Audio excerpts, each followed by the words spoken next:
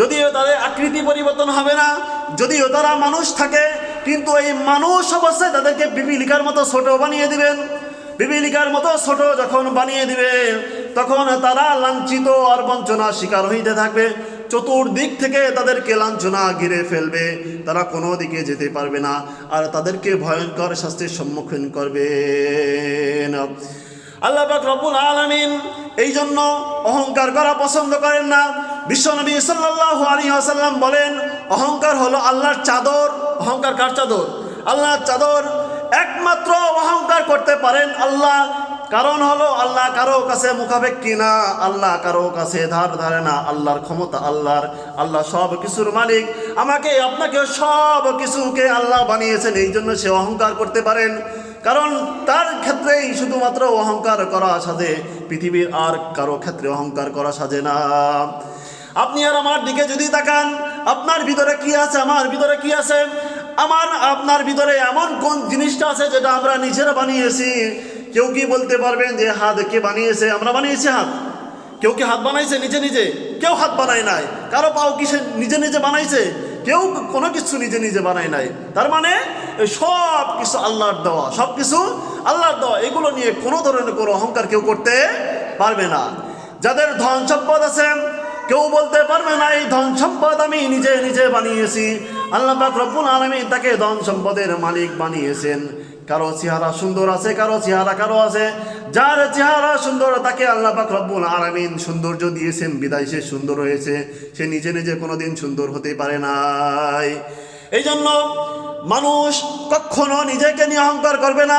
বিশ্বনবী সাল্লাল্লাহু আলাইহি ওয়াসাল্লাম এই জন্য বলছেন যে কোনো ব্যক্তি আল্লাহর চাদর নিয়ে টানাটানি করবে, কারণ অহংকার হলো আল্লাহর চাদর, সে কোনোদিনও জান্নাতে যেতে পারবে না। আপনি নিজের ভিতরে আর আমাদের দিকে তাকান যে আমরা জন্ম হয়েছি মাত্র 1 ফোঁটা নাপাক পানি দিয়ে। এ কথা কি অস্বীকার করে? আমাদের জন্ম 1 ফোঁটা নাপাক পানি দিয়ে। তার মানে 1 ফোঁটা নাপাক পানি, যে পানিটা শরীর থেকে বের হইলে আপনার শরীর নাপাক হয়ে যায়। যতক্ষণ পর্যন্ত আপনি গোসল না করবেন ততক্ষণ পর্যন্ত আপনার শরীর নাপাক পাক হবে না, পবিত্র হবে না।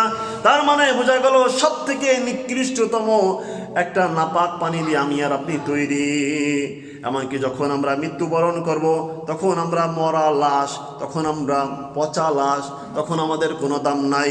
তার মানে আমাদের জীবন শুরু নাপাক দিয়ে, আবার যখন মৃত্যু হয়ে যাব তখন আমাদের লাশ, পচা লাশ, সেই লাশের কোনো দাম নাই। এমনকি এর মাঝখানে আমরা যতদিন পর্যন্ত দুনিয়াতে চলাফেরা করব, তখন আমরা জীবন্ত বিরাম্যমান টয়লেট। বিরাম্যমান কি? আমরা টয়লেট।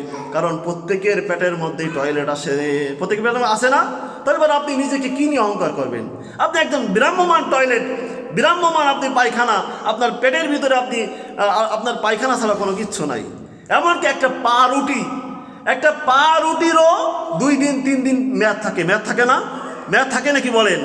2 দিন 3 দিন পর্যন্ত একটা বন রুটির মেয়াদ থাকে। কিন্তু আমি আর আপনি যা খাই, কেউ কি বলতে পারবে আমার আর ভিতরে যা আছে আমি 24 ঘন্টা পর্যন্ত মেয়াদ রাখতে পারবো? কি বলতে পারবে? তার মানে আমি আর আপনি যা খাই 5 ঘন্টা পর্যন্ত রাখতে পারবো। 5 ঘন্টার আগেই কি হয়ে যাবে? পায়খানা হয়ে যাবে। তার মানে বোঝা গেল যে আমি আর আপনি কি নিয়ে অহংকার করব? আমাদের জন্ম হয়েছে 1 ফোঁটা নাপাক পানি দিয়ে, আমরা বিরাম্যমান টয়লেট, আবার মৃত্যুর উপরে আমি আর আপনি একটা পচা লাশ। এই লাশ ছাড়া আমি কিছু না। তাহলে আমি আর আপনি কি নিয়ে অহংকার করব? কি নিয়ে গর্ব করব যে আমার এইটা আছে, ওইটা আছে, আমি এই সেই কি নিয়ে চলাফেরা করব? আরে কোনো ব্যক্তি যদি জমিনের মধ্যে এমনভাবে চলাফেরা করে, সে পা গোতাইতে যদি জমিনকে ফাটিয়ে ফেলে, তারপরে কি জমিনের কোনো কিছু হবে নাকি? জমিনের কোনো কিছু হবে না। আপনি যত জোরেই পা মাটির উপরে ফেলান না কেন, আপনি যতই দম্ভ ভরে চলেন না কেন, এই জমিনের কোনো কিছু আপনি করতে পারবেন না। আপনি যতই মাথা উঁচু করে চলেন না কেন, আপনি পাহাড়কে টপকাইতে পারবেন না। পাহাড়কে কেউ টপকাইতে পারবে?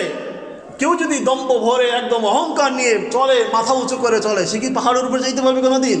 আর সে তো কলা গাছকেও পার করতে পারবে না। কলা গাছ, সামান্য একটা কলা গাছকে সে তো টপকাইতে পারবে না মাথা উঁচু করে। টপকাইতে পারবে কোনো ব্যক্তি? কোনো ব্যক্তি টপকাবে। তাহলে আপনার এত অহংকার কিসের? আপনি এত মাথা উঁচু করে চলেন কেন? আপনি এত দম্ভ ভরে জমিনের উপর চলেন কেন? আপনার দম্ভ ভরার, আপনার পাও ফেলানোর মাধ্যমে তো আল্লাহর জমিনের কোনো কিচ্ছুই হবে না। তার মানে বোঝা গেল যে শক্তির অহংকার করা যাবে না, টাকা পয়সার অহংকার করা যাবে না, ক্ষমতার অহংকার করা যাবে না, কারণ এগুলো কোনো দিনও চিরস্থায়ী না। আপনার আজকে শক্তি আছে, এমন একদিন আসবে যে আপনার কোনো শক্তি থাকবে না, আপনার জবান বন্ধ হয়ে যাবে, আপনার জবান দিয়ে আপনি কোনো কথা বলতে পারবেন না, আপনার হাত অকেজো হয়ে যাবে, আপনার হাত দিয়ে কোনো কথা বলতে পারবেন না, হাত দিয়ে কোনো কিছু করতে পারবেন না, আপনার পা বন্ধ হয়ে যাবে, পা দিয়ে আপনি চলাফেরা করতে পারবেন না। তার মানে একটা সময় আসবে, আপনার জীবনের পলন্ত সময় যখন আসবে, তখন আপনার সব কিছু অকেজো হয়ে যাবে, আপনার মনের ইচ্ছা থাকা সত্ত্বেও আপনি কোনো কিছু করতে পারবেন না, এমন অবস্থা হবে। আবার ঠিক এমনিভাবে যখন আপনার ধন সম্পদ আছে, আপনি লড়াই করেছেন, বড়াই করেছেন, এমন একটা সময় আসতে পারে যে আপনার এই ধন সম্পদ থাকবে না।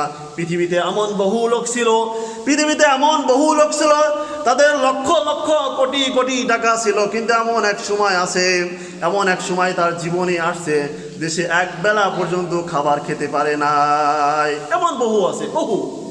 এমনকি পৃথিবীতে এমন বহু লোক ছিল যারা সারা জীবন ক্ষমতার দাপটে চলেছে, তাদের ক্ষমতার ধারের কাছে কেউ যেতে পারে নাই, কিন্তু এমন একটা সময় আসছে তার ক্ষমতা শেষ হয়ে গেছে। তার ক্ষমতা কি হয়ে গেছে? শেষ হয়ে গিয়েছে।